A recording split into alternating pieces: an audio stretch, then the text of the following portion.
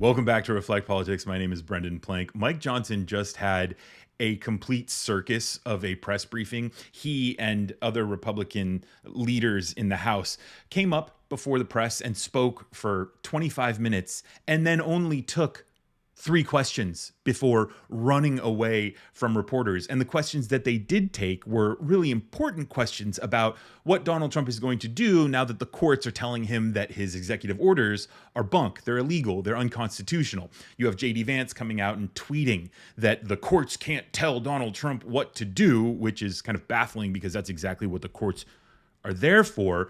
And so Mike Johnson was asked about J.D. Vance's comments, and his response is, of course, talking out of both sides of his mouth, but he also brings up like drag shows in the Middle East as his example of what Doge is finding to cut government spending.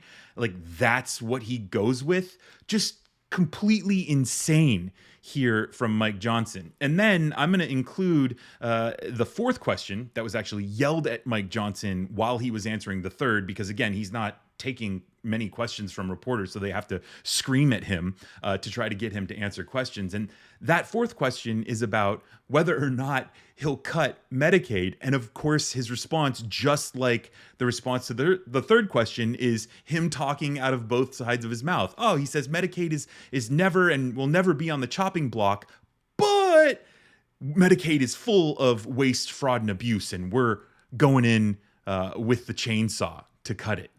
So here's Mike Johnson being the pathetic small man that he is, the guy who you can't trust as far as you can throw him, talking out of both sides of his mouth in respects to Donald Trump and his executive orders and whether or not he'll cut Medicaid. And then, of course, we get to see Mike Johnson flee from reporters. Of course, the branches have to respect our constitutional order, but there's a lot of game yet to be played. Those will be appealed. We've got to go through the whole process, and we'll get to the final analysis. In the interim, I will say I agree wholeheartedly with Vice President J.D. Vance, my friend, because he's right. What they're doing in the executive branch, I've been asked so many times, aren't you uncomfortable with this? No, I'm not, because when Congress, for example, appropriates dollars for the executive branch to use, we build in, not only in the spirit of the law, but in the letter of law, a broad amount of discretion for how that is used. There is a presupposition in America that the commander-in-chief is going to be a good steward of taxpayer dollars, that the commander-in-chief, the president of the United States,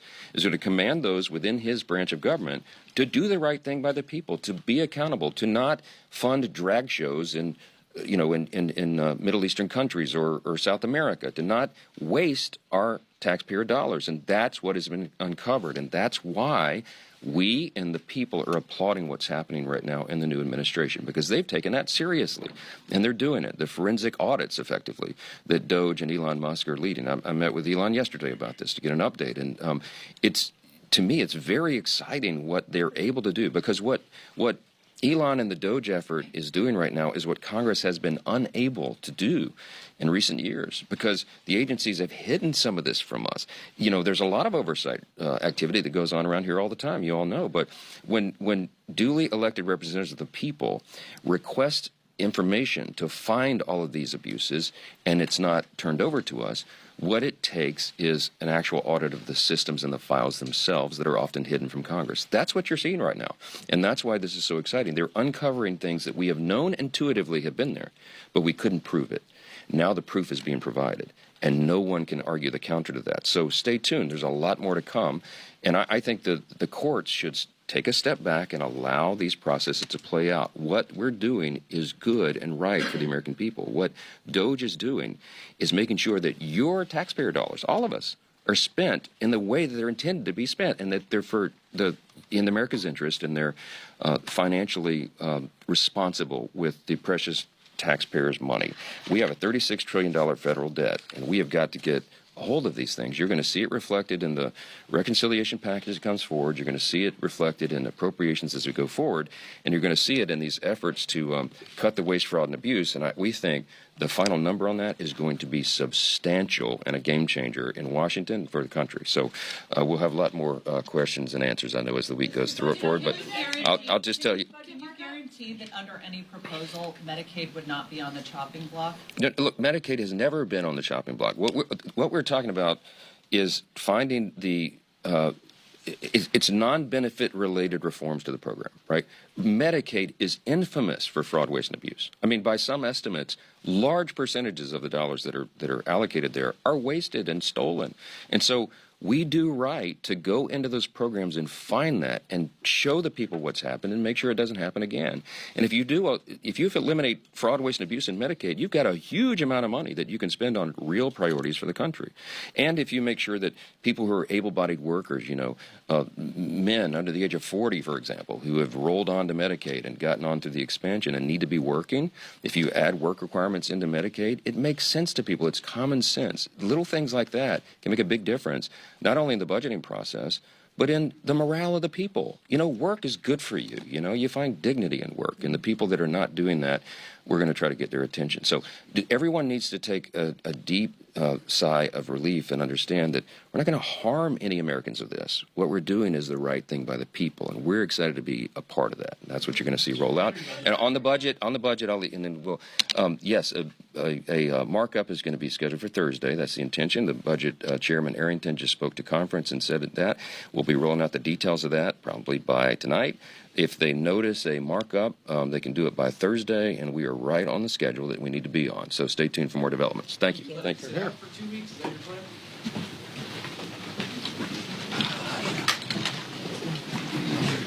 That was absolutely wild. Mike Johnson saying we need to respect the constitutional order of our government, yet he agrees with J.D. Vance that we don't need to respect the constitutional order of our government. And one of my favorite lines there was, Donald Trump is the good steward of the American payers' tax dollars.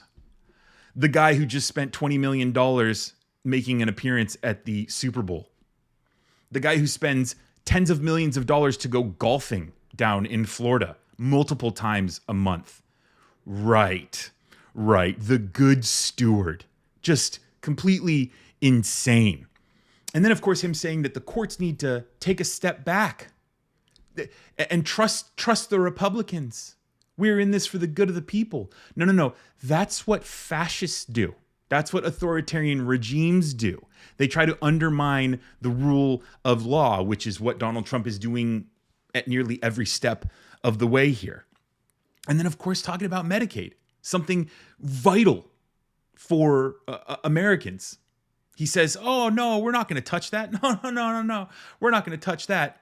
But it's full of waste, fraud, and abuse, and we're going to go in there with a jackhammer and a chainsaw. An absolute disgrace. So, of course, that's why he has to run away from reporters like he does. Now, on the other hand, Democrats held their weekly press briefing this morning, and they hung in there.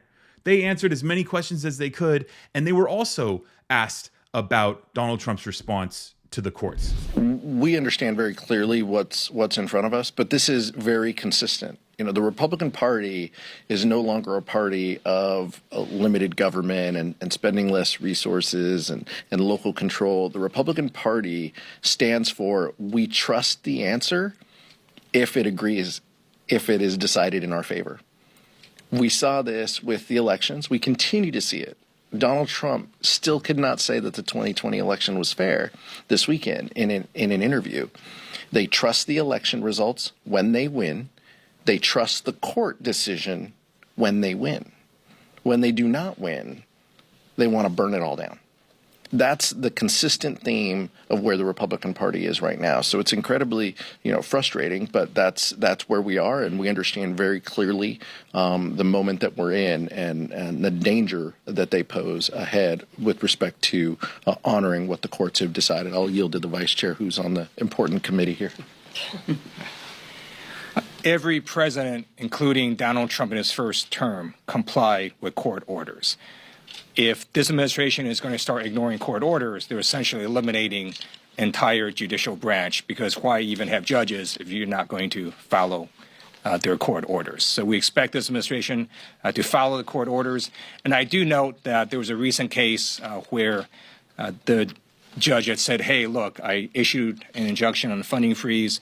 It appears that you're not following it. What the administration came in and said is that, well, you issued on this one executive order, but not this other one. The administration did not say, we don't think you have the authority to do any of this. That's not what the administration said. And then what J.D. Vance said was just clearly insane. If he really wants to eliminate the third branch of government, I think there's going to be enormous pushback from both Republicans and Democrats. So if you're watching this and you're kind of confused as to like, oh, is the Republican Party or the Democratic Party, which one has my best interest in mind? Look who's running away from reporters and talking about drag queens in the Middle East, like absolute batshit crazy, insane rhetoric they're using. And then look who's talking about the rule of law and how our country and our government is designed to protect the American people. Let me know what your reflections are of these clips in the comments below, and be sure to subscribe to Reflect Politics so that you get my future videos about all things politics in your inbox. Thanks again for watching. My name is Brendan Plank. I'll see you in the next video.